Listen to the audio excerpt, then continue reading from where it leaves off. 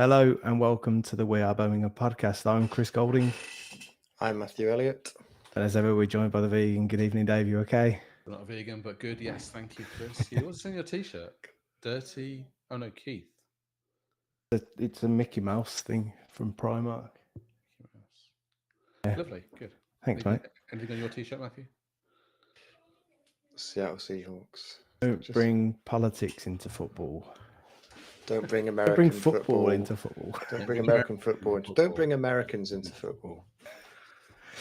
Yeah, that'll come up later, won't it? Probably. How are we doing? Too We hot, all innit? recovered from the Forest game, you two? I was bright as a button the next day. I was absolutely fine. Mushroom coffee. It's the mushroom coffee. It's good stuff. Space Goods sponsor us. I tell you what, I felt terrible not after the Forest game, but after the Ipswich game when Dave decided that he wanted to give me some snake bite. To be fair to me, I didn't know. You did. You bought it. You knew I was drinking cider, and I've drank a pint of it, and you've gone, oh yeah, I have a pint of Cruz Campo in that inches. Yeah, cheers, mate. Made for an interesting evening. But That was after the free Jameson. That was multiple free Jameson. and on that point, actually, just as we start off, it's, Wagner of the week.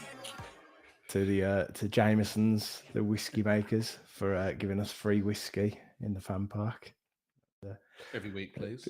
every week. I mean, it takes up a lot of space, but It's was, not for me. you. I don't. I'm not a fan of Jameson's at all. Not really a fan of whiskey, to be fair. But Neither were It's we all right. until they were handing it out for free, to be fair. Take a So free. yeah. Woke up in the morning. Thought, I only had one beer last night, and then it was like, oh yeah, and free whiskey, and one of the 2 pints was snake bite, and yeah. So the throwback to the Forest game just quickly, because you guys and I and Daniel went together. The Trevor Francis reveal, the Trevor Francis statue reveal, Missed it. that went typical Blues fashion, didn't go smoothly. stuck on his fingers. I tell you what, when they were pulling it, it wobbled. It looked like it genuinely might go. Who was pulling it, Trevor? Who was pulling at Trevor? Probably Tom Ross on it. I don't know. Do you know what? I can't remember. I can't remember who it was that actually did it. I think it might have been the guy himself. I can't remember his name. It wasn't Trevor sculptor. Francis doing it to it. It wasn't Trevor Francis pulling himself off. No. I mean, that would have been some why you're celebrating. But yeah, it's a nice touch. It's a lovely statue. I mean, pay for the best, you get the best, don't you? And do you know what? We give Tom Ross a lot of stick, but fair play to him and Jasper Carrott, because I know that they were heavily involved in the. It looks really good. It does look really, really good. I did notice that Tom Brady had a statue reveal at Foxborough this week. Wasn't as good? I don't know. Got the best statue. Still thought it looked pretty smart, and I don't really like the guy, to be fair. But yeah, I don't think it was as good. Other things from that Forest game. I mean, it was a friendly, so let's not talk too much about the football. We had a few people came up to us. We had a few people that came up to us while we were there. I know that and you told had us some we were comments. shit. Podcast fucking shit. No, we had a few nice comments, and especially I had a chat with a lad called Jim. Really moving comment from him, and it was a really nice little chat. So thank you for everyone who comes up and gives us some nice comments. It's nice to hear. I mean, we'd do it if there were no listeners. We'd still just catch up and have a chat. But it's nice to know that people do enjoy listening. And just a shout out to the Blues fan that decided to headbutt me on the way out of the stadium as well. If you have a Paul Weller-esque haircut and headbutted Matthew on the way out, get in touch. Genuine headbutt to the back of my head on purpose because he was in a rush and was getting frustrated, and there was a queue of people in front of him. Basically, you were beaten up by an elderly well end. I just turned around and said, "Did that guy just headbutt me?" And so he was like, "That guy just headbutted you." Did someone twice my age just headbutt me? I didn't see it. No, You felt Dave it. was Dave was there, and I was just like, "Why is that? Why did that guy just headbutt me?" But he was clearly, like, you could see him when he got past me. He was in a stress about something, and he was trying to get out. But I mean, just say excuse me next time. And having headbutt you made up at least 2 people. We don't even headbutt people over here to get past people. But, I'm not sure. No comment. Yeah, I've heard that does happen in Northern Ireland. I've no, looked at it the Northern probably Ireland happens. Wikipedia It probably page. happens in Glasgow. Probably. So where do you want to go first then? Ipswich? I mean, that makes the most sense, doesn't it? Yeah, I think if we typically. I can't remember if anything else had happened between Forest and Ipswich. It was significant. Probably was. We've probably just missed it. Yeah, because we're so good at making agendas and note taking and all that sort of jazz. So This is preparation 2 minutes beforehand. I just ended. I think. drew loads of Maybe cock and before we balls go on on to my that, let's notepad. we haven't asked anyone how we are, and Chris, you've got a different background. Yeah. You've got empty shelves. How no. are the shelves? So we're in between 2 houses. Internet is now in the new house, so yeah, I've got Broadband has reached a couple of little bits, hang on, some token blues bits on it. Check this out. It was my nan's, that was. Nice. I noticed you've got your helmet out as well. Yeah. Wow. On the podcast. Does that fit? But yeah, never seen a stormtrooper with a beard that big. We're nearly in. A couple of weeks, but yeah, podcast stuff is here. Internet is here. So all good. How are you guys? I did ask that. I'm sure I asked that at the start. I think we just didn't ask you. Oh, typical. On to Ipswich. So, where do you want to go first? Atmosphere, absolutely incredible. That was. I did actually write the word atmosphere down there with an asterisk next to it. So yeah, I mean, you guys were there. I watched from home, so it sounded good from my sofa. We were saying, Chris, as well, the amount of people in blue as well. Never seen quite as many. Yeah, I mean, I came from the new house. I've been doing work on it. I didn't have any blue shirts or anything with me. It mentioned it. Shut up, dick. Didn't have any blue shirts or blue shirts with me. Straight from here. Didn't even know that there was a request out for people to wear blue. I don't know if you guys saw that, but it's put out on socials and stuff apparently. Nope, must have missed that. So lots of people in blue, just not me. But yeah, it was. I mean, it looked great. The amount of blue, the supporters in blue, it just looked incredible. And then I think when you've got people out on the piss from like 3 o'clock, 1 o'clock, 2 o'clock in the afternoon. I don't know why I said it in that order. 1, 2, or 3 o'clock in the afternoon. Yeah, from lunchtime. Earlier that day. Thing, isn't it? It's like it was a Friday, but with all the atmosphere of like of a Saturday. People have clearly taken the afternoon off or whatever, and just got the weather and stuff helps, doesn't it? It contributes to it. It's obviously still light at the moment in the evening as well, so it makes a difference. I think that first game of the season, people are always going to go out of their way to go a bit hard on it as well, aren't they? And Jameson's, of course. But from a performance point of view, certainly for 60 minutes, I thought we were excellent. Really, really good. Like very similar to how we played a lot of the games last season. We just seemed to have maybe a little bit more space in midfield. I think the pairing of Paik and Iwata actually, even for the short time they're on together yesterday, they actually look better in the Championship than they did in League One, which I guess, I mean, we're only 2 games in. Well, 1 game in the league, 1 game in the cup. I thought they were excellent. Asai Samuel was superb, I thought.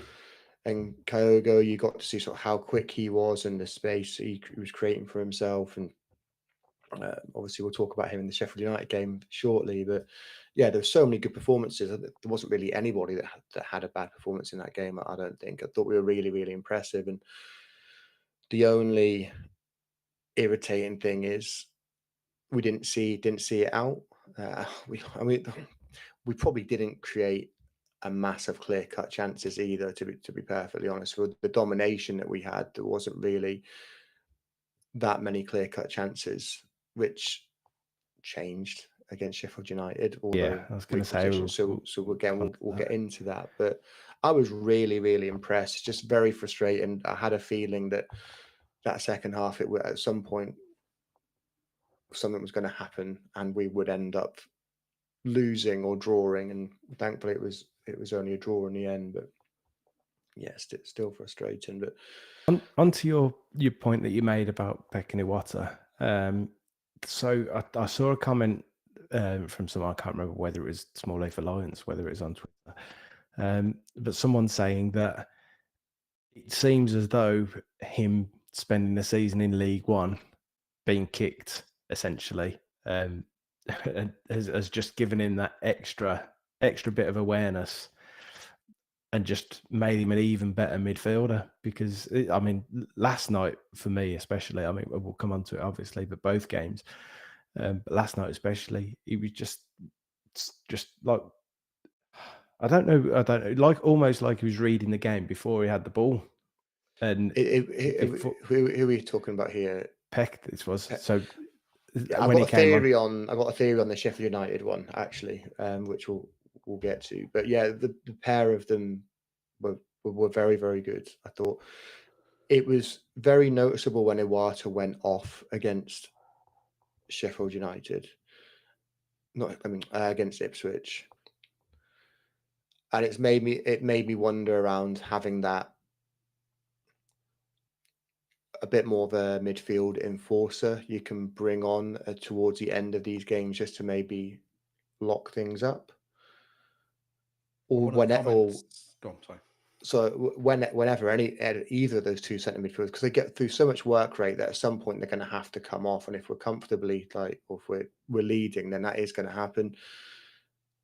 It's probably an area of the pitch that they might want to bring somebody else in, but I don't know. That was the only thing. And then obviously, it's probably worth speaking about the referee. It's on my list. Before we do that, a couple of comments that have come in on this. Sorry if I'm butchering your name here, Zarking, I think. Zarking. We're looking very dangerous, lads. Don't be scared to say it. Thoughts? Yeah. Someone's got some thoughts in the background. More so against Sheffield United, definitely. Yeah, I think that the difference in the 2 games was the attacking element of it. I think that was probably half to do with the fact that they had a very heavily rotated team as well. Yeah. I mean, it was some of their C team, I think some of their fans called it, that wouldn't be in a first or second team normally. So shift back to Ipswich. We'll go into Sheffield United in a minute. So let's talk about the referee. The referee, because from very early on, it felt like he was gonna, just to use Dave's term there, butcher this game at some point with some ridiculous decision, which he pretty much did. I don't have a problem with the Kyogo disallowed goal, the lob, because whether Kyogo's half the size of that centre back or not, he's basically jumped into him. I think it is technically a foul. I didn't really have a problem with that at all. So I'm going to come in there as well, and I'm going to say, do you know what? For me, it's not a foul. I mean, he has jumped into him. He's not looking at the ball. He's not looking at the ball. I know he's jumped towards him, not looking at the ball, knowing where the ball is, where it's coming. Timed his jump well. Look, it was very soft. It was very soft. I can see why he's giving it. I could see why there's a split. But if it was the other way around, so Benjamin Bloom is an Ipswich fan. He said immediately they've been very hard done by there. It was soft. It was soft, but if you say it was like one of their little, if there's a little striker jumped into Phil Neumann in that half, you'd want the foul given against him. You'd want him to be stronger. You would, but it's still technically a foul, whether he's half the size of him or not. I think it's still a foul. But either way, great finish. It was a great finish, but for me, it was still a foul. But there were so many other situations during that game. Start. Yeah. At halftime, it was 0-0, and we were messaging each other, and the lads round by us were all saying the ref's ruining this game. It's 0-0. You know that there's no bias involved in it at all. It's just a referee that's very bad. And as the game went on, it just felt like he was looking for a moment. I hate it when you come away from games and you talk about the ref, because that means that he's had too much involvement. For me, the best referees are the ones that you come away from and you barely even know that they're there. You don't notice, yeah. But I mean, the penalty decision, there was no calls from the Ipswich players. Kieran McKenna reckoned he could see it hit a defender's hand from where he was. That's from the dugouts. Yeah, that's a bollocks. Yeah. I got a lot of respect for him, or did have, until that comment. I thought, you're just speaking absolute nonsense. So the unnatural hand position thing from Dykes, okay, yeah, fair enough. But actually, at the same time, if you look at the angle, that they showed a couple of different angles in the studio. His shirt is being pulled. He is being fouled at the same time that he's made that jump. So Cochrane should have been given a free kick to us anyway before that had even touched his hand. That's the annoying thing. It's just like, hey, if he spotted the handball, how did he not spot the shirt tugging? Or how did the linesman, as maybe a crowd of bodies, harder to see, but you said that Cochrane as well, 2 fouls there, and they haven't spotted that, but they spotted it brush his fingertips. And what made it worse for me, the Charity Shield game over the weekend, it like super similar. His hands up, ball brushes his hand, goes to VAR, no penalty. It's like, well, where's the consistency? I think there was another one in the Championship as well, but I haven't actually seen it. Someone told me about it, but I haven't seen it. And it's like, where's the consistency? We get a guy who goes, all right, fair enough. If that's what the rules are at the moment, and you can't use any common sense as to the fact that it's coming from behind the guy and he's been jumping, which, if you're making a jumping motion, your hand is going to be up. But how is one a penalty and one isn't? There.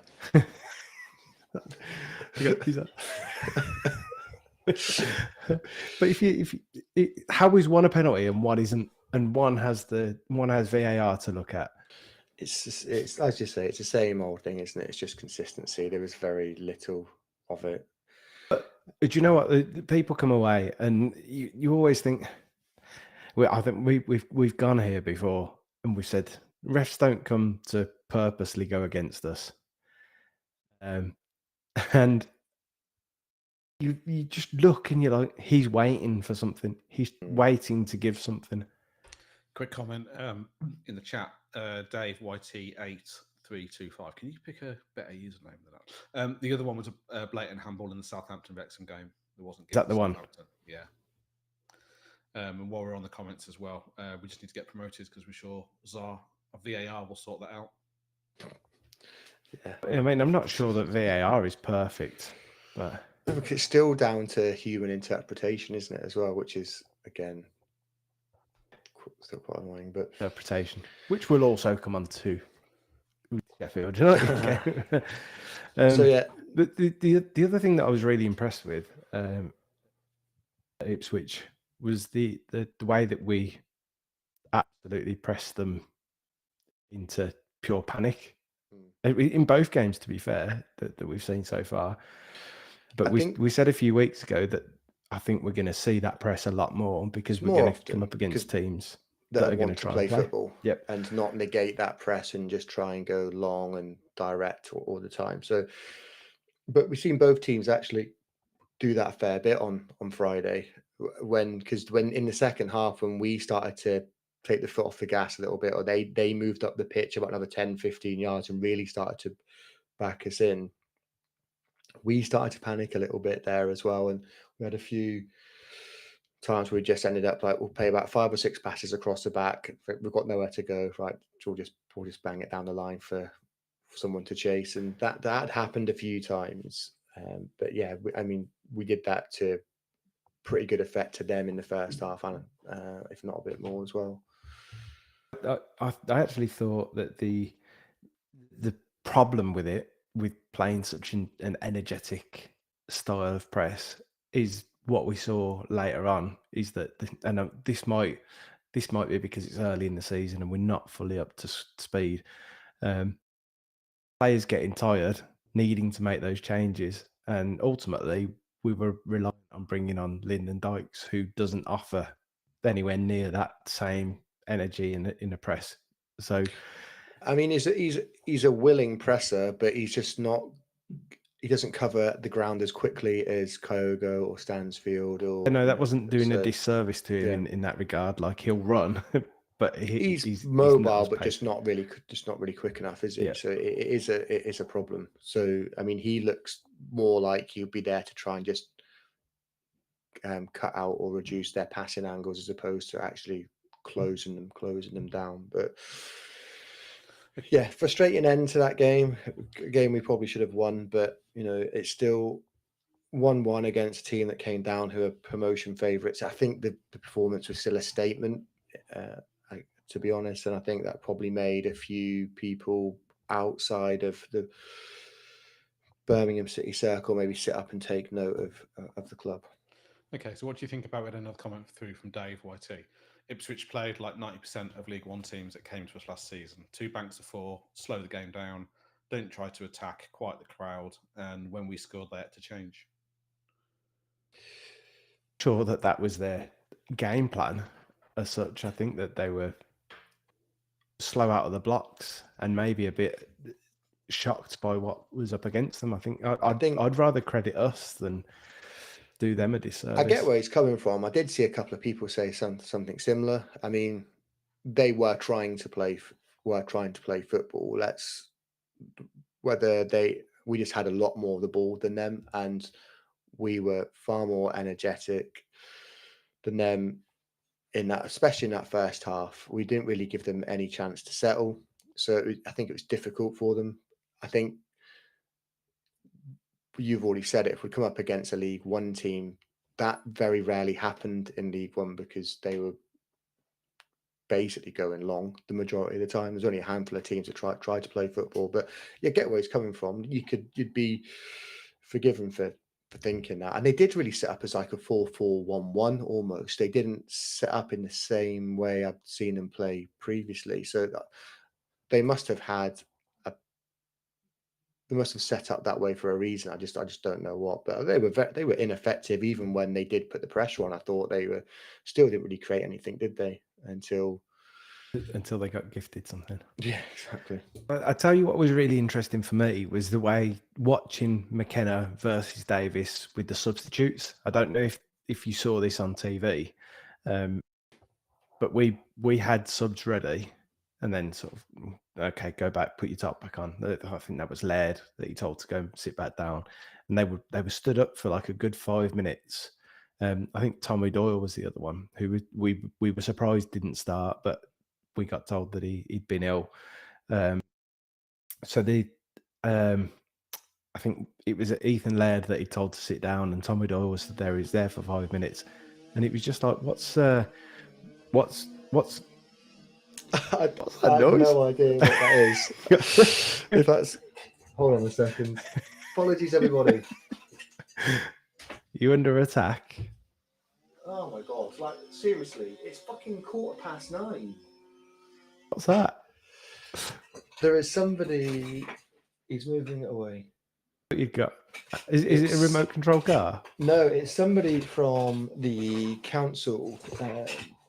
They came and cut the grass down the road here earlier. There's obviously some bits around street signposts and lampposts where they can't get round with the actual Strimmer. ride on. So they've got someone there with a strimmer going around and doing those bits. What Do you now? fancy doing?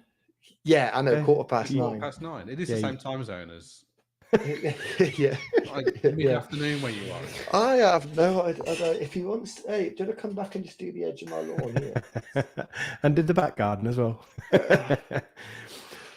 So what I was saying, watching the substitutions and Chris Davis get them ready, and then almost looking over to McKenna to see if he was reacting to it at that time, and then they did react, and then we made another change, and then they reacted again, and it was like that, almost like a game of chess. And I actually thought that we were going to bring Willemson on, put him out wide and move Laird back to sort of react to their changes. We didn't, because I thought Samuel had a great game. Looked like he was getting very tired from about the hour mark. I mean, I'd love to know the amount of distance he covered in that game, because he felt like he was going from corner flag to corner flag, like just doing the bleep test or something. Yeah. It was quite incredible. His energy levels were unreal, but you could see the drop off. Yeah, We're very fortunate that we can bring on someone like Ethan Laird, who I thought was excellent last night, by the way. But I'm onto that. Transfer policy recently, though, has been exactly that. It's have someone that can compete to be that starter and to drop in. It's like I call it when I'm talking to engineers at work. If we're looking at a design for them, they've got a competitor part in there, I can offer them a drop-in replacement. I'll do exactly the same thing for you, if not a bit better. But like that's exactly what we're looking for now. It's not like I was speaking to someone today when we were talking about Bielik, and it's like we're not looking now for someone as backup. We're looking, I would think, someone that would fit the mold, be someone that's equally as good to come in to centre back if you needed to. Talking of which, apparently they've just announced that Bielik is a. I knew that was going to happen. Do we want to wait? Do we want to talk about that in between Ipswich and Sheffield United because it's live, or do you want to wait and do it during the transfer bit? And it's live. And it's live. Let's talk about it in between. Have you got anything else that you wanted to? And the Ipswich game. Not about Ipswich. I think the only thing was, as I mentioned earlier, is when we started making those subs, I think it was fairly evident that we really need someone that can come in and become that midfield enforcer that can really just get around, break up the play. It's more of like, is it a drop-in replacement for Iwata, or do you want someone a little bit more physical that can protect that back four?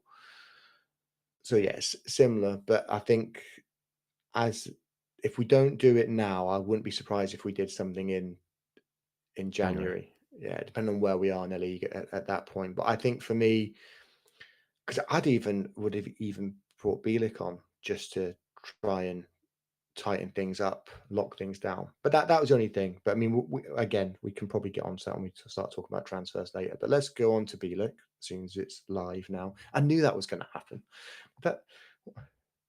So if you got it up, do you want to read out? I haven't got it up. Dave, have you got it open? I can. We've had a couple of comments in. Good deal for West Brom. What are your thoughts? Is it a good deal for him? I'll just try and find the comments which the club has put out. Know what we think we know. So I think we thought this might happen based on. So if you think last summer he signed an extension to stay with us, and everybody or 95% of us were like, this is the best signing we could possibly have made. What a great start. And I think him staying was quite almost a key factor in some of the other getting some of the players in that we did. So we obviously brought in some quite high profile players in League One. They've obviously seen someone like Christian Bielik staying with us, so they know the project, etc., is an exciting one. He's part of the process, because I'm pretty sure we'd read that he'd been talking to some of the potential signings as well. I think we spoke about that last summer. I forget. Obviously, the partnership between Clara and Ben Davis was fairly immaculate all season. So Bielik was used fairly sparingly throughout the season, which is obviously going to be pretty difficult for him, considering he was named the captain at the start of the season. I've got nothing but respect for him. He could have left and gone to a championship team last summer. He didn't. He stayed with us. He deserves to go and play. He's too good to be sitting on our bench. We said about Alfie May, didn't we, that same sort of situation. I think he's probably had this conversation of, we're happy to have you as part of the squad. The chances are you won't get a lot of game time. And he's now still on the back of last season, where he would have been one of the best players in the league and didn't get a lot of game time, then he's not kicked up a fuss or anything. He's turned up at the start of pre-season, hasn't forced a move or anything. He's just gone, right, I'm here. If they've had that conversation, then fair play. The only thing for me is it going to a rival, promotion rival. A promotion rival? Rival. Oh, yeah, mid-table. That'll be fine.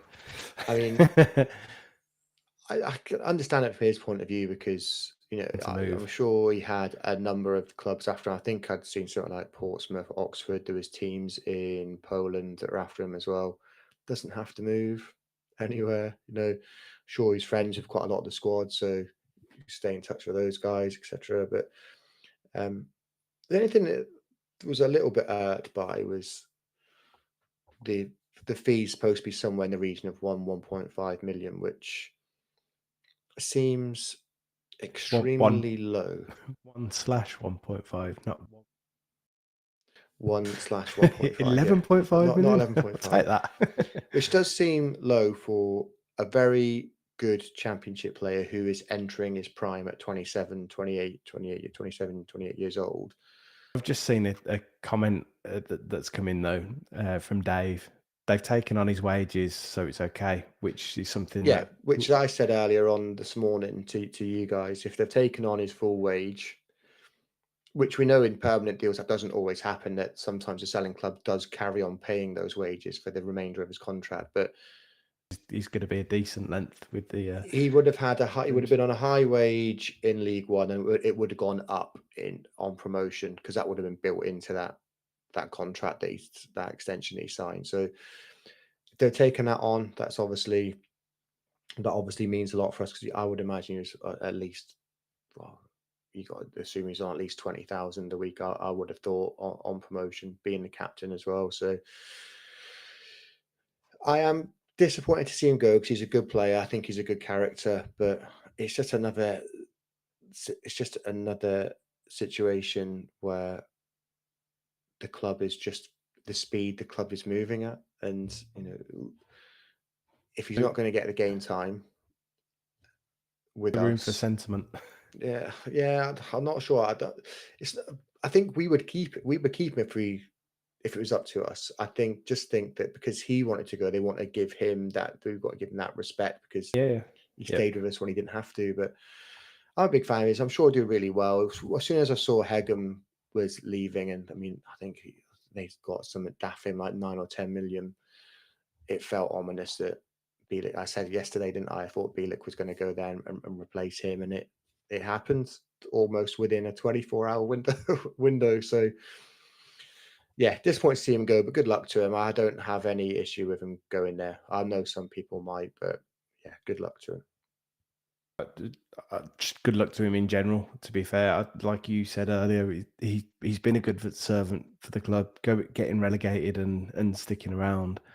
when he could have kicked up a fuss. He could have kicked up a fuss when he wasn't playing midway through last season or towards the end of the season, and he was there every step of the way. He did a job as a captain, and can't fault that. Ultimately, he wasn't in the starting plans, so it allow him to move on. So yeah, good luck to him, but not too much good luck. Not when he plays us. not over the season. Right, Sheffield United. Yes. Now, it was a weakened team, so we'll put that caveat in place. But my word, for a long, long period of that game, I thought we were excellent.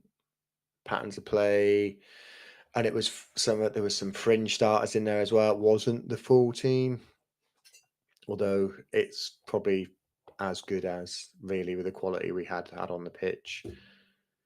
One of the Sky commentators. So I didn't actually get to go to the game last night. I thought my missus was going to be working. She wasn't. But then with the move and stuff, because they've moved house, you know. Oh, did you? Congratulations. So yeah, didn't get to go, but caught it on TV. And the commentator actually said about needing to use a squad, and sort of Davis being that he needs to use a squad over the season, which we didn't see as much as we thought we would last season. Last night sort of led me to think that maybe he's learning to do that a little bit, because was it 6 changes? With it being starting the game, with it being the cup as well, because the first round last season against Charlton, he did pretty much change almost the whole team, didn't he? But then he went pretty much full strength against Fulham. So there was obviously a handful of changes, but there wasn't really a drop off in performance. In fact, you could argue it was better, albeit against a weaker opposition. I thought Laird was my man of the match. I think he did get the man of the match from Carabao or Sky or whoever gave it to him, because I saw him on ITV and on Sky getting that. So he was excellent. Iwata was superb. Clara, really, really good. I thought Leonard was absolutely outstanding. Potentially his best game for us as well. Played that role really well. Doyle was excellent. Cashin was really good, but I watch as a defender, but I watch him with the ball at his feet, and I just think, my God, you look so uncomfortable. But his distribution was okay, but just when he was carrying it, there's something about his mechanics or just the way he was running and holding the ball. There's something he just looks so uncomfortable, and some of his passes, look, I can't really describe it. Just didn't look right. They were finding his teammates, but it just looks so bizarre. He's very, very left-footed though, isn't he? Did you notice that he never wanted to go onto his right when it was probably made more sense to do so? He'd always favoured the left, which I know a lot of players are like that, but he just felt so one-footed. But from a defending point of view, I thought he was excellent. It was really, really good. And then obviously, let's talk about Kyogo, who, again, finding that space very easily, looked very, very quickly. Started to create as a fly, just flew. Where did that come from? Probably that came through the window after the guy was strimming. I can't strimming. That's a word. I was trying to think of that. Sorry, there was a fly in my face for a second there. Kyogo, very impressive movement, finding that space, that finishing, questionable. That is finishing that is questionable, which is out of character for him. Well, it's not actually. Is it not? It's no. So I was stats-wise. I was talking to actually 2 Celtic fans who said he will miss sitters. He will miss sitters, but he's a sort of player that doesn't let it bother him, and he'll be in a goal scoring position 5 minutes, 10 minutes later in the game. You won't ever see his head drop. He'll still press. He'll still go looking for space. He'll still on the shoulder of that last defender. I think he's such. I said to someone last night on social media, he's just a pest. He's just going to be a pest because I think defenses are never going to be able to rest because he's always looking to move and create space. He's going to frustrate the hell out of some of his teammates as well. I don't know if you saw that later on. Well, to be fair, like, and I'll be genuinely honest, right? So the Anderson one, when he could have played him in, I stood up and said, right, get him off, get Stansfield on now. And like literally 2 minutes later, it happened because was that on the direct feed to Jonathan Grounds in the dugout? It was that what the AirPod was that he was wearing? Yeah. Yeah. Like you were so angry at home that you actually got out of the sofa and stood up. Yes, that. You've seen me watching football, haven't you? Get him off. You know I can get like, but I've heard honestly, if he's going to let's, I'll wind people up so much you just want to headbutt me on the way out the ground. If he is able to do that in the majority of games he plays this season, he's going to score a lot of goals. And like, what did he have last night? 5, 6 chances. Yeah, I mean, Zar King in chats just said he should have scored 5. He really could have had a hat trick at half time. So let's talk about that header. Actually, that corner at the beginning of the game, was a couple of minutes in. That was really clever. I really, really liked that. And I hope we haven't spunked our load too soon on that one, that teams are going to be wise to that going forward, because I would like to see us try and use that again at some point. That was very, very smart, I thought.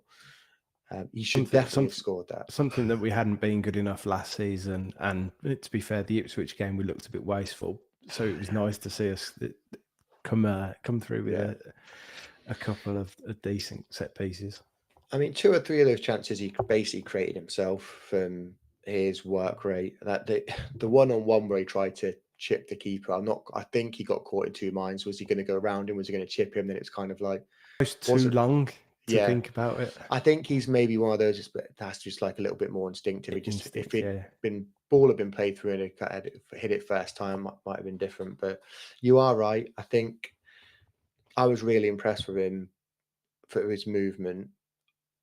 But he is going to be quite frustrating, I think, with his misses, not his misses, and with and just maybe the striker greed, where he definitely should have been playing for teammates in. But shout out for Damari Gray, who looked worlds better on that left-hand side as well, and the assist after losing the ball, after him giving it away, chasing it down and creating or getting the assist for Kyogo's goal.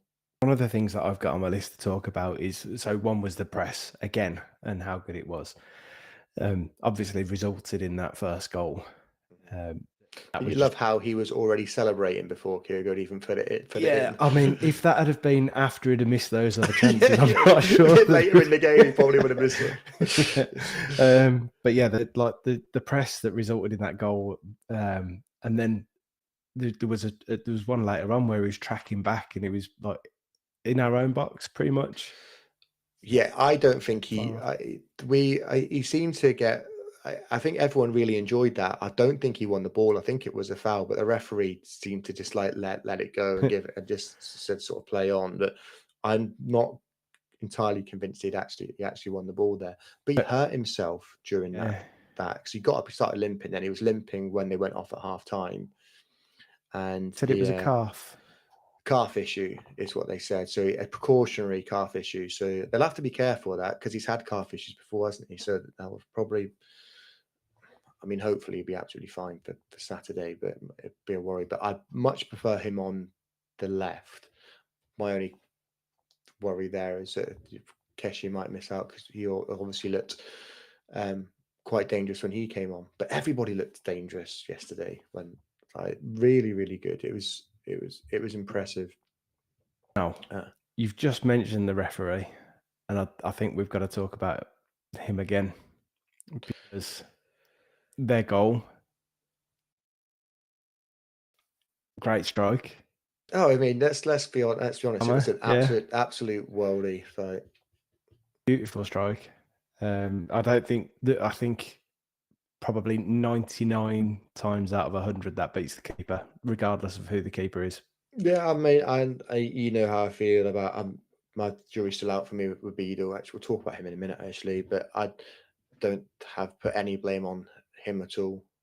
I've seen some people today that were, and like I prefer Allsop as a keeper, but there's no blame for. I don't think on that Allsop would at have all. saved that either. No, so. no. Well, that's what I'm saying. I think 99 times out of 100, whichever keeper's in goal, they get beaten, and I think it takes a You also have to ridiculous remember the save. ball's on the halfway line, so our goalkeeper for the way we play is not going to be stood on the line, not even going to be in the 6-yard box, probably closer towards the edge of the 18-yard box or somewhere between there and the penalty spot. Because of the way we play, we try and play a good sort of 10, 15 yards further up the pitch if then use the goalkeeper as an extra man. Yeah, I mean, obviously that makes it more difficult if somebody wants to lob you from the halfway line, but how often does that actually happen? You've got to have the technique to do it. Yeah. And even when you have, you've got to be spot on with it. I mean, And the ball swerved in the air as well. It wasn't just like it moved a significant amount. Yeah. There's one angle of it that shows it from behind, and it just absolutely fantastic strike, but shouldn't have stood. Well, so ball is out of play when this is the laws of the game. Law 9, I think it is. Law 9. The ball is out of play.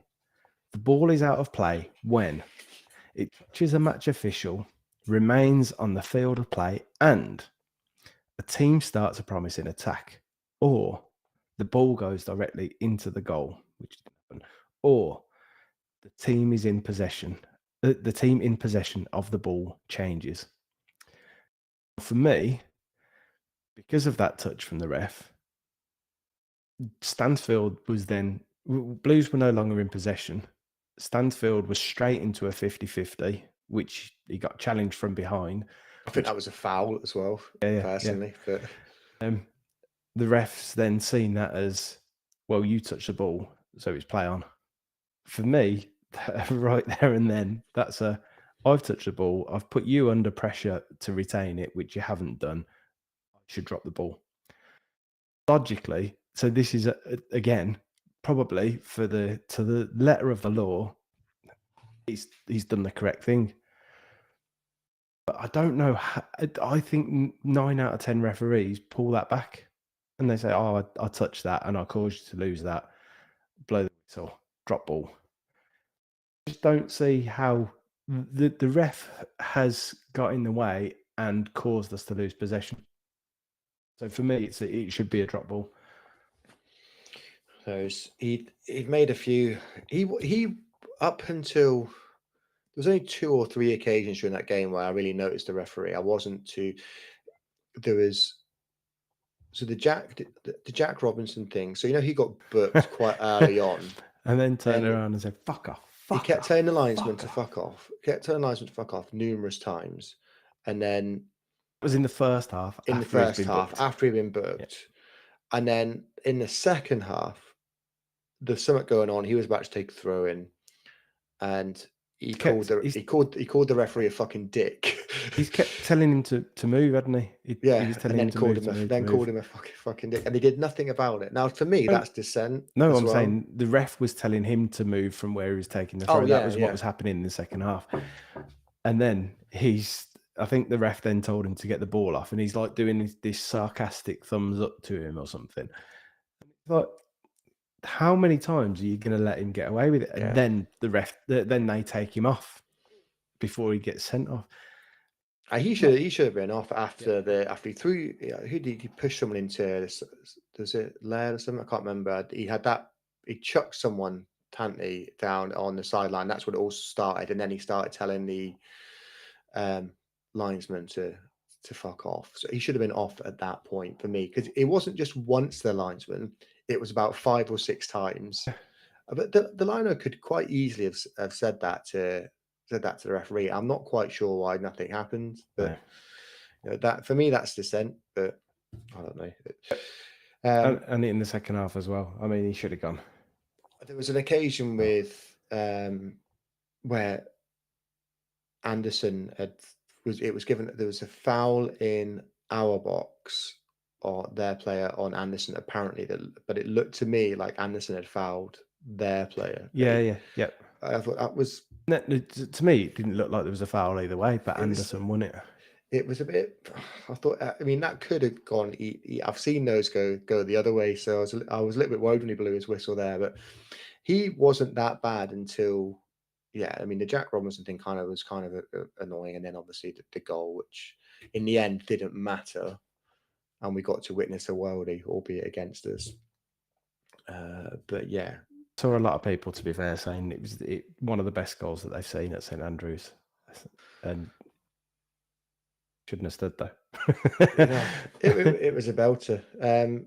So obviously Stansfield gets the winner, and a nice little move that as well, I thought. Oh, do you know what? It was delightful. And do you know why? Because no one panicked, no one rushed.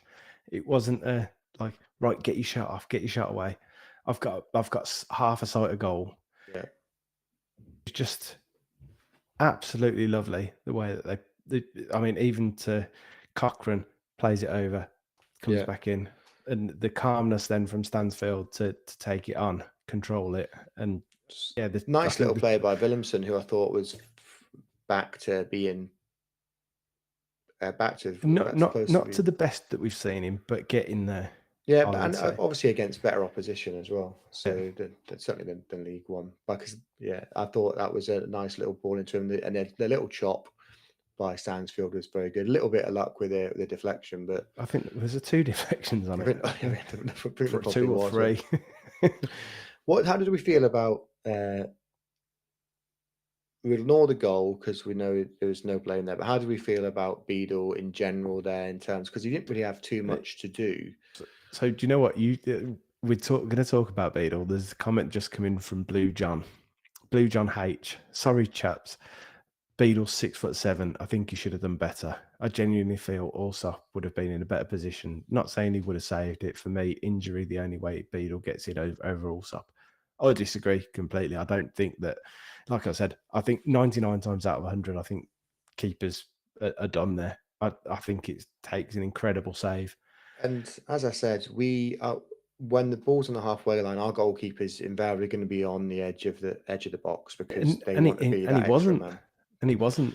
I think he was like around the penalty spot. Between the edge of the box and the penalty spot, I think. But it's hard to see. I've seen it from behind, and he's sort of probably, I don't know, 15 yards out, maybe 15, 14 yards out potentially. But if you stood on your line, you've probably got a great chance of stopping it. And even then with the swerve. You see that how much it swerved. It was ridiculous. But yeah, I wouldn't blame him for that. But how did you feel about him with his? Is there another comment there? Because you look like you've been mouthing a comment. I don't know. No.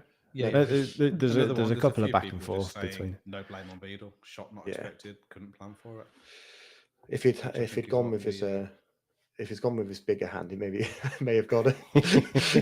But, how did we feel about with his feet? Because he's obviously not Allsop, but I don't think many goalkeepers are Allsop with their feet. Didn't feel. The defence looked like they were more comfortable playing back to him than they were Bailey Peacock Farrell, who seems to be having absolute stinkers in Blackpool at the moment. Yep. Were you comfortable? Did you feel comfortable with him when the ball was going back to him? How did you feel? You've just nail on the head for me. Better than what we had as a backup before, but not a patch on Allsop. Yeah. And like you say, there's not many that are going to be, and especially that we can get round at Blues at the moment. I think it got to the point. Comment which has come in on. Oh, go on. Beadle did fine with his distribution, but you can see how worried he is with the ball at his feet.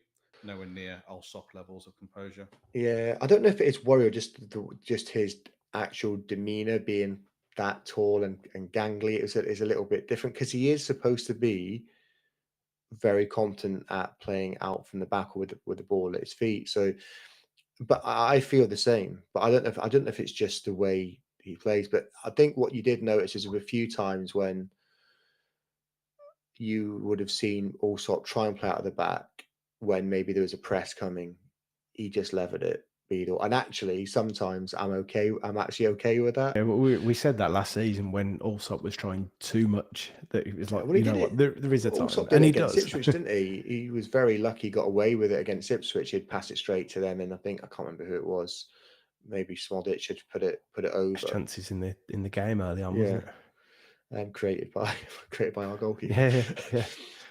But yeah, for me, I was a little bit. I didn't feel that comfortable watching him, but the defenders obviously did because they were quite happy to go back to him.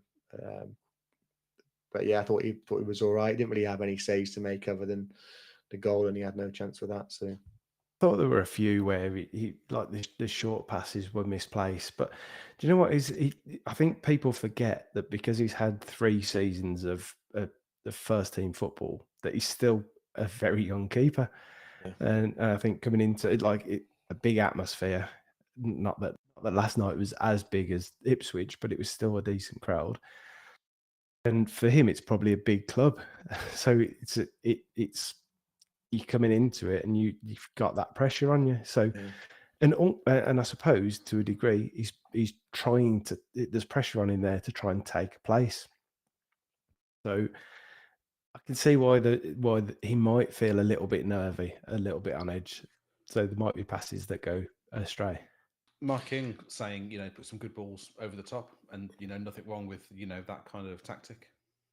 I think sometimes it's absolutely fine. You've got to be able to mix it up. Just So before we do move on, David B's just said, and this is something that we've said: Beadle is a floor raiser signing instead of a ceiling raiser. It's something that we have said. So I think I would have been a floor raiser if I'd come in as a goalkeeper, as a backup goalkeeper. To be fair, but big stat from yesterday evening, which I thought was really interesting. We had like 43 touches in their box. That sounds weird, doesn't it? They had 1 touch in our box. Greg Wallace. Yeah. Which that just seems rather extreme. 43. We had 43 touches in their box. I mean, I think about half of them were the lead up to Stansfield's goal. And they only had 1 in our box, which just seems crazy amount. That's why they had to shoot from the halfway line. Yeah. Well, that was already shot on target as well, wasn't it? That one. I just mean the first 2 games have shown so much promise in terms of how solid we're looking. Oh, I'm going to regret saying this, aren't I? How solid we're looking at the back, and how composed we are. And at no point have we looked overwhelmed. So, I mean, it's a long old season, and we're right at the start of it. But the early signs are so positive. Only 2 points off top. Wow. I know, should be up there. Right, so I think that's Ipswich and Sheffield United sorted. Shall we send the referee from Friday to Cornella? Because I think that feels relevant. Do you want to get his name? Because I haven't got it at hand. So make a note of this. I don't think we should name him. Don't want to give him the. No. I think that this is part of where the game's going wrong as well. So in some competitions now, they've started putting the referees' names on the back of their shirts. But why? In gold flashing lights. Why make it about them? We don't want the game to be about referees. Why highlight them?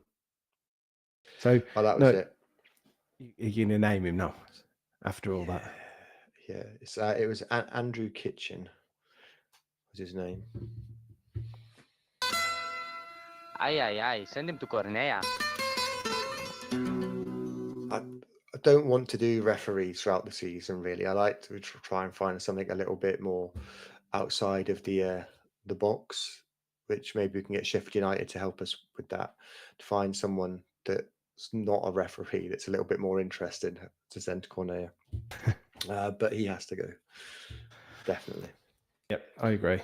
I wouldn't have named him. Rooney comments? Do you fancy a bit of a... Oh, do you know what? It's Ay, a ay, ay. double Cornella. Cornella. Yes. What's he said? What did he say? Should we get it up? No, that's what he said. That's what the granny said to him. Is his podcast actually out? Because I heard it's a So podcast. he which was is doing an starting. interview with Yeah, someone on I've got it. I've got BBC, it here. wasn't he? Yeah, I've got it here. Football that well at the time. Maybe he does now. Which I don't think he does. We are going to be doing this podcast twice a week. Am I going to have any issues with your work ethic? I see that this week or last week from Tom Brady, yeah, and I think it was a very unfair comment. When I went into Birmingham, it was in a mess really. It's the fact that I went in, the players weren't really the players who could take the club forward, and I think Tom come in once, which was the day before game, where the day is a little bit lighter anyway. And I don't think he really understood football that well at the time. Maybe he does now. Which I don't think he does. But what he does understand is the hard worker. We know that. But so that's why I'm really disappointed with the comment, because football is not NFL. NFL works for 3 months a year. Players do need rest as well, and so I think he was very unfair the way he's come out and played that. And yeah, listen, I respect Tom Brady massively. He's one of the greatest, if not the greatest athletes of all time. And Birmingham do look like they're getting it right now, which is good. And I think what they have done is got the players out they need to get out. I was there, you had Tony Mulvey, Gary Rowell also struggled as well. So a bit disappointed, but so move on. First of Went all, straight to a Paul Merson video after that, man. we weren't really a mess, were we? I think we were Well, sitting sixth or seventh in the league, and the team were Sixth working at the time. And when he came in, it was, I think we've probably podcasted about it at the time and said, this is the most optimistic that we've felt as Blues fans for such a long time. So I don't understand where he's coming from when he's saying that we were in a mess, that it was that Tony Mowbray didn't struggle. Tony Mowbray wasn't struggling. Tony Mowbray was getting a tune out of the players. Just so hold on a one of second. the- one of Good the- night, Nirvana. See you in the morning. Love you. Night, Sorry. Nirvana. One of the comments in chat then from Dave YT is, Brady sussed him out within a few hours. It's not on Wagner or Brady. It's on Gary Cook. Simple as that. Well, I mean, we know that, and I think ultimately that was maybe one of the decisions that ended up leading towards Gary Cook's leaving. But that's a subject for another day. But it's just his comments. Let's go there though, because we've been there before. But Gary Cook basically announced himself as a Wayne Rooney fanboy. Yeah, he got Sky. He got Sky there, sat him on the table next to him, saying, "I've been a massive fan of Wayne Rooney since he was a young kid. I've tried to get his team Gary. Tried to get him here, tried to get him on these boots deals, tried to do this, tried to do that." Yeah, that was. We know that it was all about Gary Cook and Wayne Rooney and another agents. comment. Another comment, similar line. You don't need to understand football to spot a bluffer. We I think we've all discussed how much Tom Brady may, know or not know about the game. But again, you don't need to know it inside out to maybe have the views what he did on Rooney. Incredible player, terrible manager. Yeah, I think absolutely. that's what you told him when you met him, didn't you? What? So when we were at that open house, and Rooney was there, and he gave you were there. Rooney gave his tactical masterclass to the room. So then I went over to him and I said, "Look, I wish you all the best for the season, but I don't think you're the man for the job." Cheers, mate. So will you be tuning in for the rest of the Wayne Rooney show? Absolutely not. I mean, there's going to be stuff that probably crops up along the way where it's going to be about us, and I haven't listened to the whole podcast. I only listened to those clips, but I think his comments around Rowett and however you feel about Gary Rowett and Tony Mowbray were quite disparaging, because actually they had better win ratios, better points to game ratios. John Eustace obviously had done very, very well prior to him coming in, working with the players that he had at that time. Knew they weren't good enough to play that brand of football, which ultimately was the reason why Gary Cook moved him out and brought Wayne Rooney in. And do you know what? If he'd have turned around on that podcast and he said, "Do you know what? I was given a brief to get them playing a certain way and to stick to that brief and to only play that way. It didn't work out because of that. I didn't have the quality of players to play that way, but I tried and I stuck to it." Then I'd have more respect for him. But to come out and just bullshit, I haven't. You can get fucked for that. But that's enough of him. That was just Yeah. I didn't know anything about it. Aye, send him to until this Cornella. morning. Someone had mentioned to me this morning. I was just like, "What is this?" And then it's like we'll have to bring that up. So, transfer rumours or anything else you want to? I don't know any transfer rumours. No, so okay. you bring these in. I saw that rehash by. Are we doing transfer rumours then? That rehash of an older story by Neil Moxley, I think it was, about the Shea Adams thing, which I'm pretty sure, and I think you're pretty sure that is actual nonsense. I'm not quite sure where Mox has got that from. I asked before, and I was told absolutely nothing in it. Yeah. Whether that situation has changed, whether that was because we might have been in for him before, but we were told no, and that door. I was told absolutely not. People get so hung up on that as well, don't they? But that was there was one at the weekend. I think I forget his first name, but it was a winger at Montpellier. I think that was Kai Bosch. Said nothing in that one. And then we've been linked to Abu Kamara, or was that yesterday at Hull? So a right winger, left-footed right winger, which would fit the profile we know we are looking at. But he looks like he's off to maybe Getafe, potentially. And then Japanese player Saito, who's playing in Belgium at the moment, was at QPR maybe a couple of seasons ago. I don't get this one because he's a right-footed left winger. They can play in various positions, but surely if we're targeting anybody for the wing, it's going to be someone to play off of the right with their left. Are we just being linked? It's a good journalist as well. It's Mike McGrath, who's been pretty much on the money for most things that he breaks. I'm struggling to believe there's anything in this one though. For any more? There was that Danny lad that used to play at Reading and Wickham. Reading and Wickham? I want to say that's right. I might be wrong. He's been at Porto for a few seasons. Did very well in their B team, and then has only played sort of sparingly in their first team. Obviously at quite a good level there. It looks like the sort of profile we probably would have looked to go for last season. This season, I think they want more tried and tested. Although he is playing in top league in Portugal, so I don't know if there's anything in that one at all. There has been some talk that we're quite close to bringing in a left back. Whether that happens before the weekend, I probably doubt, but it's needed because we can't flog Cochrane the whole season again. We'll probably play less games, but you want to be able to give him a rest every now and then, and Buchanan's not going to be ready until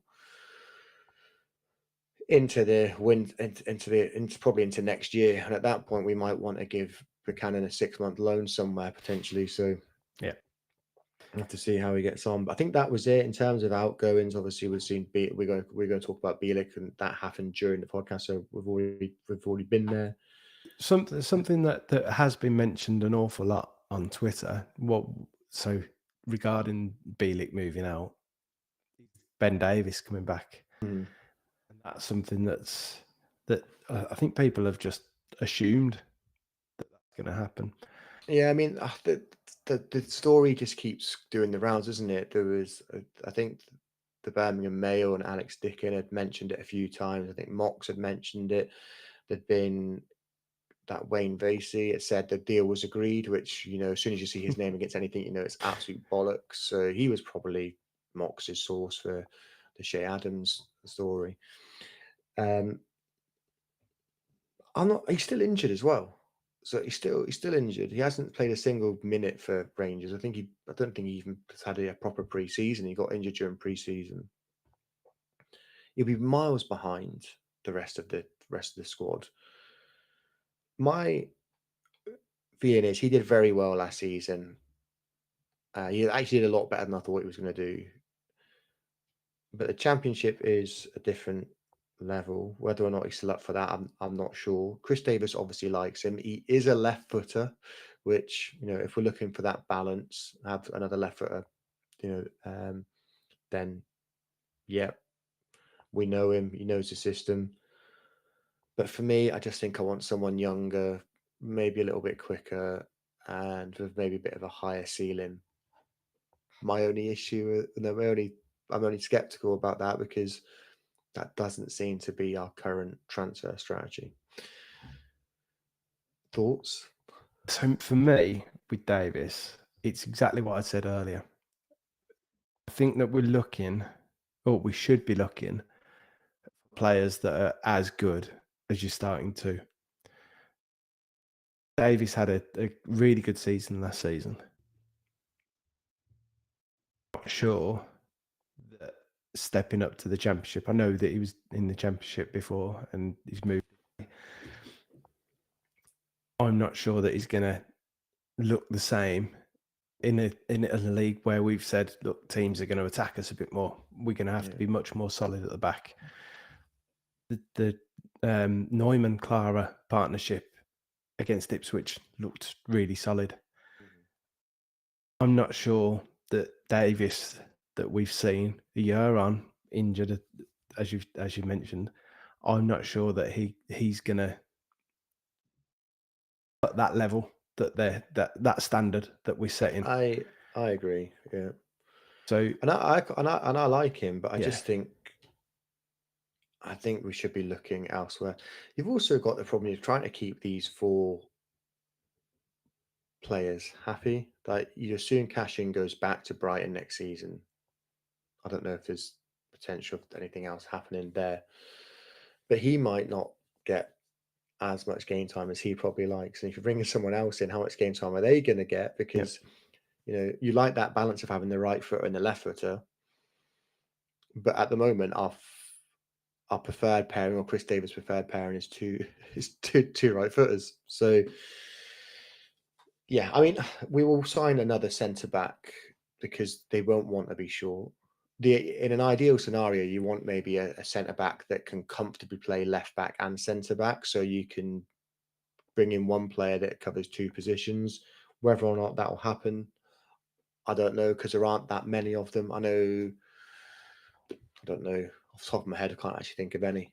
Callum Doyle, maybe, that was at Man City. Is he related to Tommy? Is he?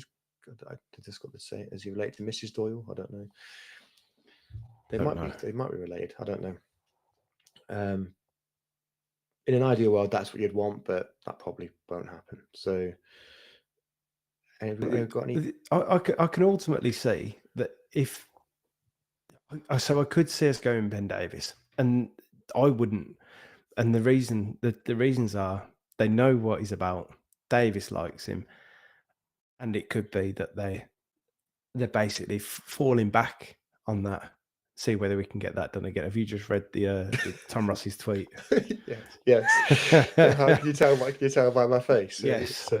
It's an incredible tweet for anyone watching live. Just Dave, just read it out and with any spelling that you need to do for. I'm going to say it's not going to make any sense unless you don't spell it. Well, because as it reads, West Brom have completed a signing of Christian Religion, Bielik, Belic from Blues on an undisclosed fee. I mean, you spelled that wrong then, Dave. Bielic. I mean, it's incredible, isn't it? Classic Tom. That's classic Tom Ross, isn't it? Yeah, bless him. We've had a couple of comments come in. Chris, just going back to what you were saying about Davis from David B. Ben Davis would be fine, but feels like the club need to be trying for better than just fine. And I think that's what you agree. Is that it? On that, yes. I mean, we've got other views. I mean, we can go through some of them now. Think left back. Hang on, find. Sorry. Surely Stano and Koyo and Duckish should be fine for us this season. Well, I think so. Dukes is obviously probably about 3 or 4 weeks away from playing. And his most effective position is playing in that sort of almost, it's a 10 or 9.5 as they want to call it. I don't know if his best work is going to be done as an out-and-out striker. But if you listen to the recent podcast that Brian Dick did with the German journalist, which was actually quite scathing in some aspects about Duke's attitude and his unwillingness to press, and just his work rate was questionable, but also super talented, very creative, etc. I don't know. I think it very much depends. Obviously, we've got Dykes as well, so I think it depends. If we move Dykes, do we want to bring in another forward? And I think they probably. This is what a few people have been saying in comments. Actually, Dave YT. I think LB cover, right wing cover, maybe a striker if Dykes leaves. I think we should keep Leonard around though. 100%. You just dug on you. It's your desk, Chris. For people that don't know or aren't watching and just listening, Chris has got one of those what you sort of mechanical desks. Desk. It's called a desk. It's called a desk, but it's a desk with so you can stand up and podcast. A mechanism on it, yeah. Which do you prefer, Chris? Standing up, but my feet were hurting. So you look like you've just gone down. Gone down. So no, I think I haven't got a very comfy chair either, so that's why I was stood up. Is that because you moved house? Need a massage chair that squeaks every time that I move. That's what I've got. So I don't think massage while hosting WAP. I've not got it plugged in, so I haven't done that. Don't worry. It might interfere with the gadgets as well. So no, I do think that they will go for another striker if Dykes goes, but only if Dykes goes. I'm sure they've got something lined up, because they were originally going to try and get Akpom and Dukes, so they obviously did want somebody else. Left back, centre back, and I think that defensive midfielder that we spoke about earlier, just someone to come in and close the game out, I think is imperative. Actually, after the Ipswich game, I'm leaning more towards bringing one of those types in. I still think that there's going to be, and I don't think it's what's the word that's been used on social media? Lots of words. Yeah. I can't think of what it is that people. So basically, I think there's going to be a headline signing, or they're going to be looking for a headline signing still. Oh, the marquee signing. I don't think that's going to happen. I'm not buying it. I still think they're going to look for one. I don't know. I'm not statement signing. Yeah, I mean, there's been people have been saying, look, the Tommy players Doyle we've is a statement signing. Gray's a statement. Is a statement Doyle, signing. Samuel's a statement signing. They're all statement signings. But I still think there's going to be one. You think we're going to find someone to take Dykes? I mean, it's all very well saying he's going to be on his way out, but there will be teams. There'll be plenty of teams that want to take him, but it'll be whether he goes on loan or goes on a permanent. We're probably still going to be paying some of his wages. I would imagine, depending on where he goes. He will get a move. There was interest in him before, I think, so he will get that move. I don't know about the statement marquee type signing. I'm not sure. Is this bringing it? Is this coming into this Americanization of Birmingham City Football Club that we have to have this big marquee signing during the summer because it's what our American owners want? I don't necessarily buy it. People seem to be getting into it because of like the Stansfield thing, but I think that was different because Wagner had absolutely fell in love and adored Jay Stansfield from the moment he joined the club on loan. Did you see that photo wanted to bring him back. of them at the open training session? Someone took a couple of photos of them and No, I didn't see that. It was really nice.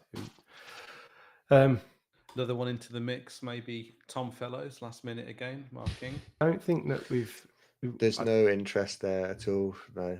I think that the lack of interest is probably because we feel like he's out of reach for us, rather than us. No one should be out of our reach. Name the price, Chris. Name the price. Get me a price. I don't think there's anything in that one at all. I think it was made up by a Blues fan on Twitter, and it got taken out of hand. Which, surprise, surprise, happens a lot. Any other comments, questions, Dave? There was a comment that I saw much earlier. So it was like an hour ago now. I feel like it needs a mention because I think it got missed. And it was by Steve Martin, and he said, "Forget about the football, Matthew." Hang on. Don't say that. We're going to bring that in on the new chat screen. I've got that one pen. I've got that one. Do it now, then. Don't worry. Okay. So we've been testing something. We're always looking to improve WAB. At WAB Towers. And WAB Towers. And now we can just switch over to let's just go on to our chat thing. So those of you that have been following us live and putting chats through, you should be able to see now. We're going to bring your comments through. And there we go, marking. Tom Fellows one there. Now the one which Chris you were talking about, I think I know the one you're talking. 9:04 p.m. Yeah. Steve Martin. Yeah. Let's just discuss this for a few minutes. Forget about the football, Matthew. You are looking very handsome. That haircut is fresh. Take that, Steve. Thanks very much. Now, before we started, we were saying that I need a haircut. You said you need a haircut. So first of all, do you know Steve? Post, Steve. I don't. And have you had a haircut? I had a haircut the day before I came over to the Forest game. So what's that now? I don't know. 2 weeks ago. Okay, so you've got a few more minutes while we're on this to put some live questions through, which we can put up. They don't have to be about Matthew's hair. No, please. Maybe something about Chris's hair. I don't know. But thanks. I do. I take the. Yeah, you got a little bit red, unless that's compliment.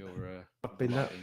Okay, let's working on the house and work generally that I haven't had a chance to skin this. Yeah. Okay. Another one which I've just we flagged from earlier. Dave. There we go. Screwed it up. Can't see all of it. You gonna read that out, Chris? Yeah. Wrexham signing Broadhead for 10 million with him on last Euro contract at Ipswich makes our outlay on 21-year-old Stano look an absolute bargain. Please keep your comments to maximum of 3 lines. I think I thought that earlier. It definitely, because it seems a lot of money. He's Broadhead is 27.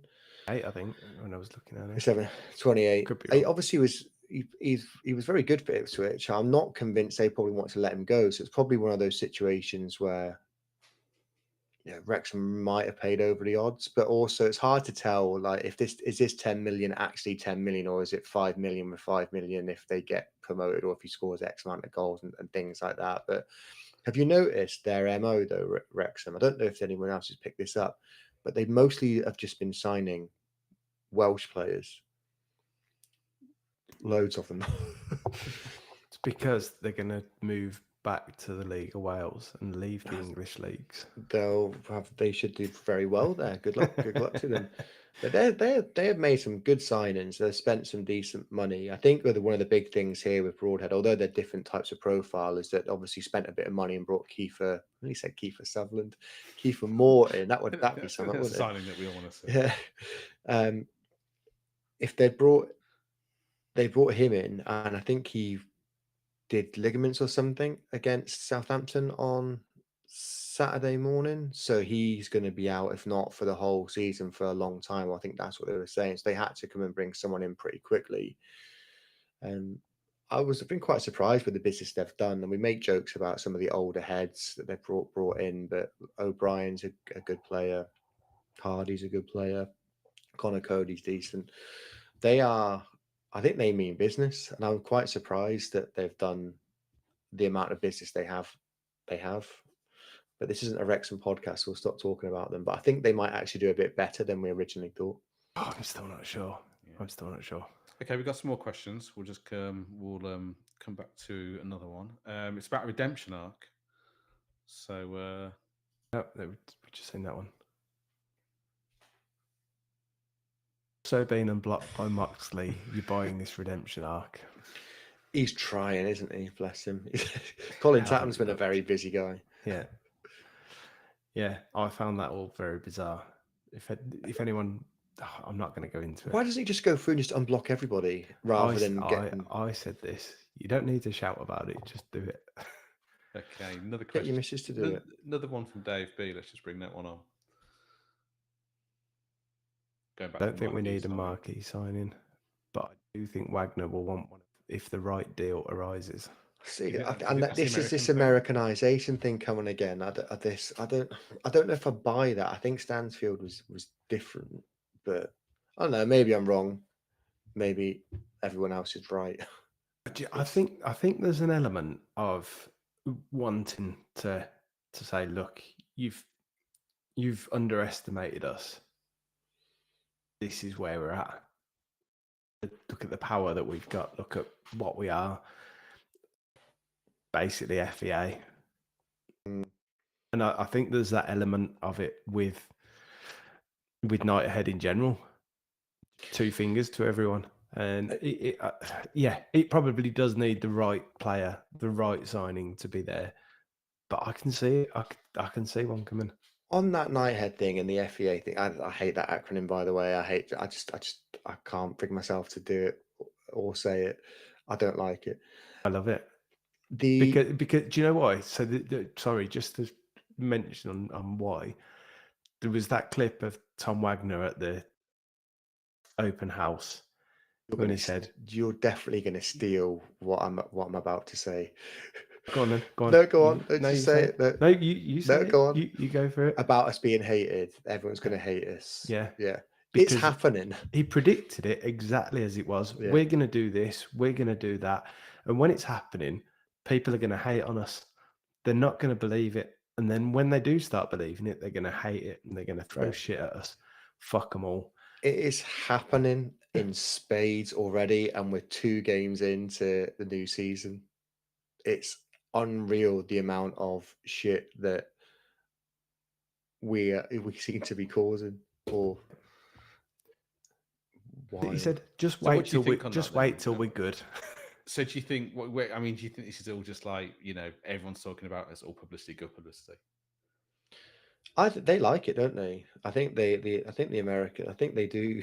Again, the America. I think they do like it because it means people are talking about it. There's more engagement online. There's people using hashtags, which means we're getting more money for this sort of stuff. So they're not stupid. They probably know that they're causing a bit of hysteria with it all, and we are getting people. Some of the more nerdy football podcasts are very complimentary about the club, the way we're playing, Chris Davies.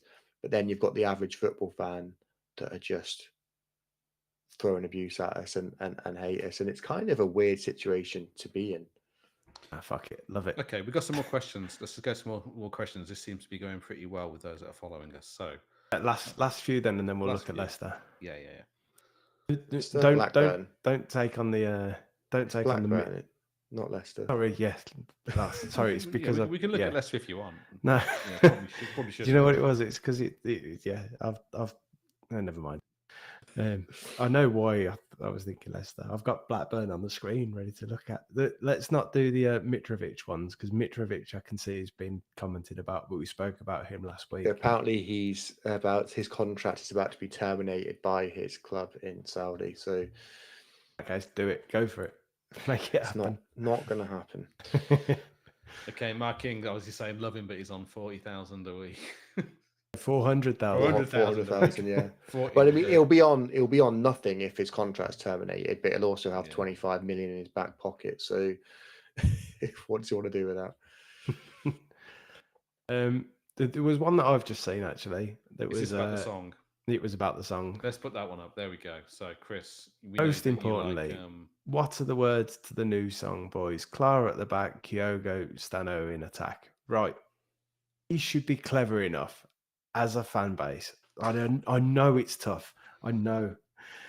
We should be clever enough as a fan base to be able to adapt this on the fly. We said this last season. I thought, hasn't this already happened? Aren't people already so they've singing changed the new it version? now? Yeah, they have changed it. But as a fan base, we should be able to switch this regardless of who's playing. So if Clara's out and he's not playing, Neumann and Cashin, not Neumann or Cashin at the back, they both work. Or you can go to Cochrane. Yeah, whoever's in attack, Kyogo, Stano, it works with anyone. But whoever's playing. But if it's whoever's playing, you've then got to get everyone singing the same thing, and it's just going to sound a mess if it doesn't. First person to sing so we have to go in the ground, find the first person that's singing it, and then all follow them. Yeah, it could be you. It could be you. So you just start. We got one more. Let's have a look. There's one on the subject of Americanization. Let's just pop that one up from Dave. Again, apologies. It's just almost run off the 4-line thing.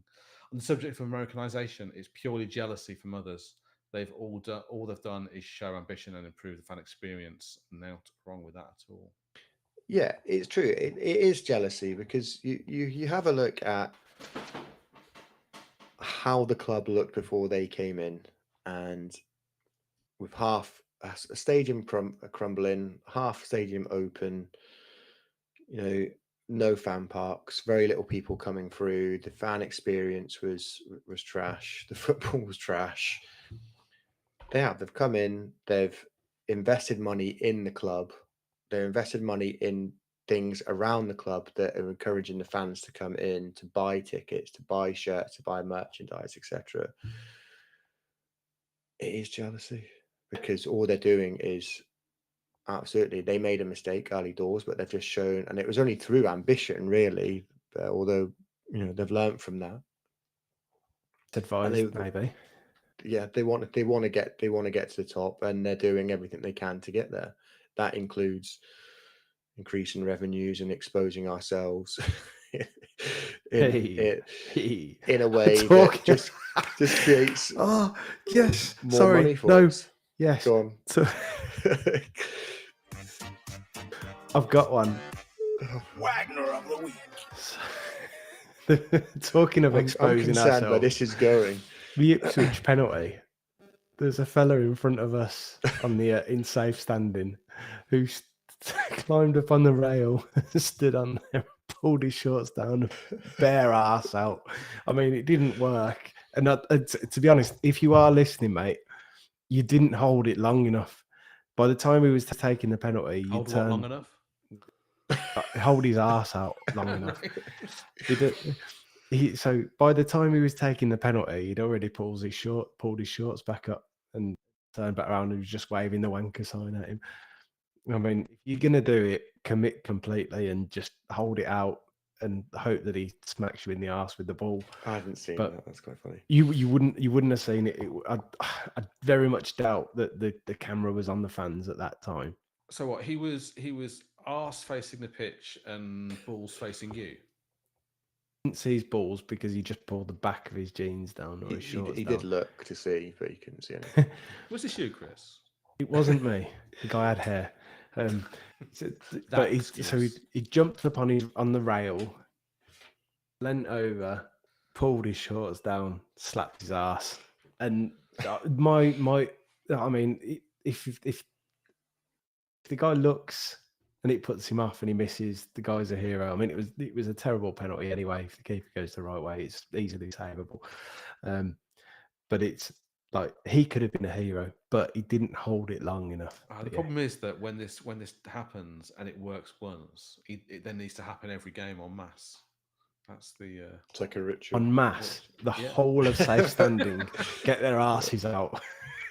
Right, you can start that next time, Chris. Get your ass out for the pen. Right. If you start a chant around it, Chris. Is there any more questions, comments? We've got a few comments. The experience has changed so much for the better. You know, I don't think there's anyone that would disagree with that. You know, no one's gonna, despite the creeping Americanization, no one's gonna say that things aren't in a hugely better place. Andrew Fisher, even the Villa fans got jealous about our new stadium complex. Wonderful to hear them cry about it. I mean, again, it seemed impossible not to be commenting on it. Dan Brown, that guy stands directly in front of me. Laughed my head off when he did it. He actually said, "Laughed your head off." There you go, Dan. You can tell him that he was Wagner of the week, and he'll say, "What the fuck you on about Wagner of the week?" So, should we move on to Blackburn? You mean Leicester? Yeah. Let's get on to Blackburn. So, one game in, one defeat for them, and knocked out of the cup by Bradford. Yeah. What do you know? I should have asked Ben from Blues Breakdown for a summary on them. I know that Google has now changed them back to Blackburn Rovers and not Route 1 Rovers. I don't know what the hell would happen there, or someone's obviously having a laugh, but for a few days, Blackburn Rovers on Google, if you typed it in, their fixture list came up as Route 1 Rovers every single game. It was quite amusing. 7,000 odd away fans were taken there, which is pretty special, isn't it? I know they give quite a lot of tickets away because they don't sell many themselves, but yeah. So who did they play? Was it West Brom they played, wasn't it? They lost to West Brom and then lost to Bradford in the cup. Had more possession than West Brom, but did very little with it. Not many shots. West Brom basically 9 shots, dominated 1 on the target. stats. Yeah, for more passes than West Brom, interestingly. So I'll be honest, I have no idea how they play. Who's their manager? Ismail? Is it still Ismail? Yeah, because I thought it was a bit of a long ball merchant, but maybe I'm wrong. One Rovers. Route 1 Rovers. Yeah. How do you feel about it? Because I spoke to someone this morning who said that they felt nervous about Saturday, but actually going into this game, do you know why people might feel a bit nervous? Because it would be. I'm going to say it. Don't say it. Don't say it.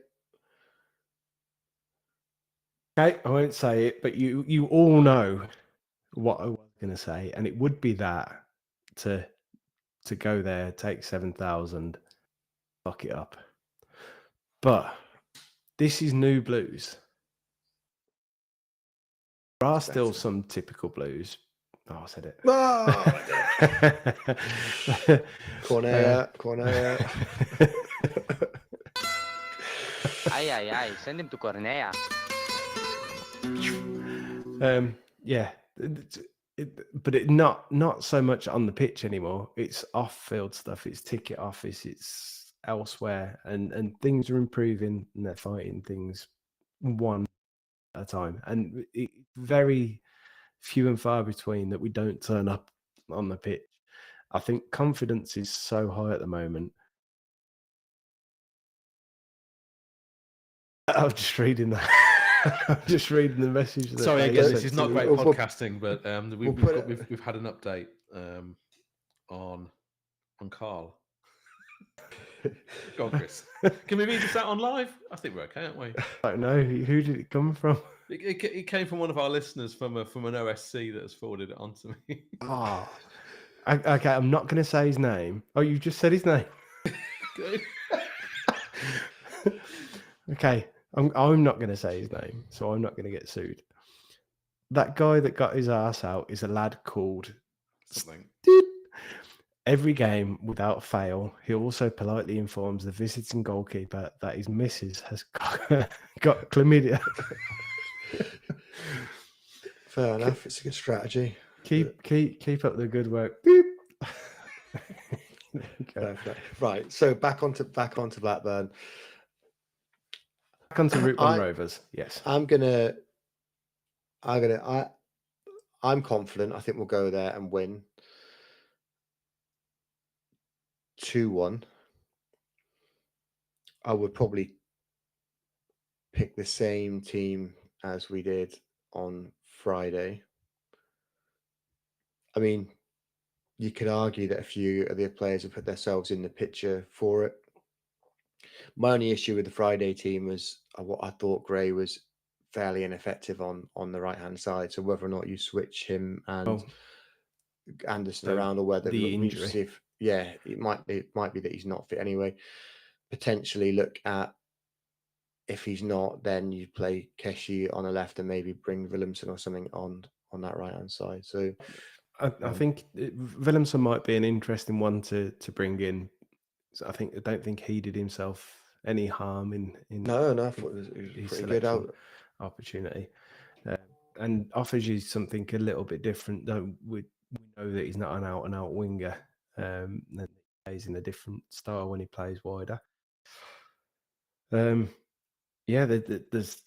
Zar King's just mentioned in chat as well that Doyle into a 10. Yeah, that 10 position.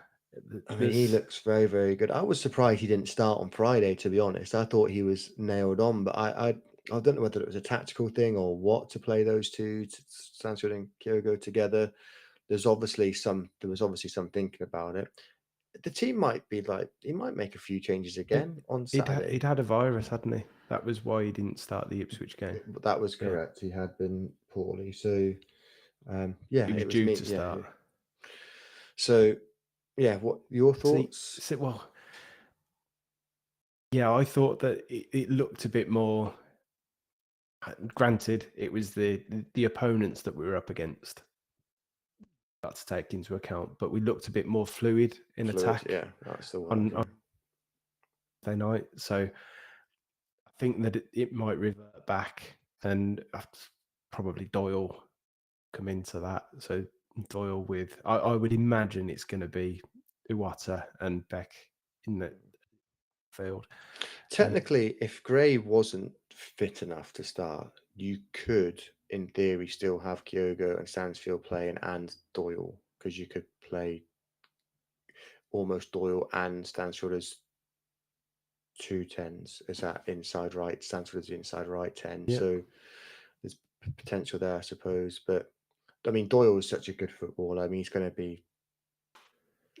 be massive for us throughout the season. So he'll play more games than he doesn't. I know that for sure. Yeah. One thing that on that subject, I think that I would save one of them so that you've got energy to bring on, especially at the moment when you see that later on. Agree with that. Yeah. You lack it. If you can bring on Stansfield or Kyogo later on, rather than Dykes, as we mentioned earlier, then you're going to put yourself in a much better position for those final stages of the game. I think all that's left is probably to get some predictions in, isn't it? I'm going 2-1 Blues. Scorer?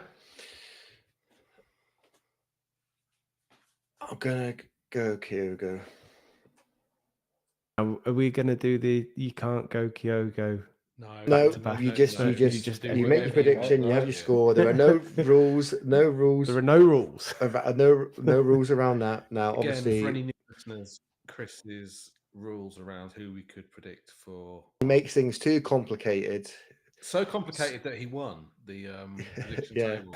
Strange. So from now on, it is your Who- score prediction and a goal scorer. Last week, You I predicted 1-1. I predicted the correct score 1-1. You didn't want to predict I 1-1. didn't want to predict 1-1. No. You wanted to be positive, not negative. Yeah. and it served you well. Yeah. There we go. So you're going 2-1 for Saturday. I'm going 2-1 for Saturday to Blues. I genuinely feel pretty confident about Saturday. Yeah. Dave?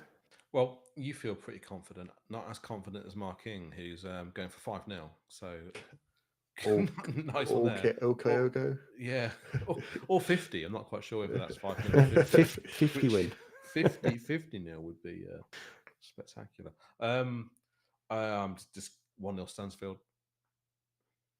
I see. Right. We've been buoyed. Is that the word? You what? Buoyed by our first couple of games performances. You're not going to bring this down, are you? Yep. You're not going to ruin the positivity of the Yep. podcast. 4-0 Blues.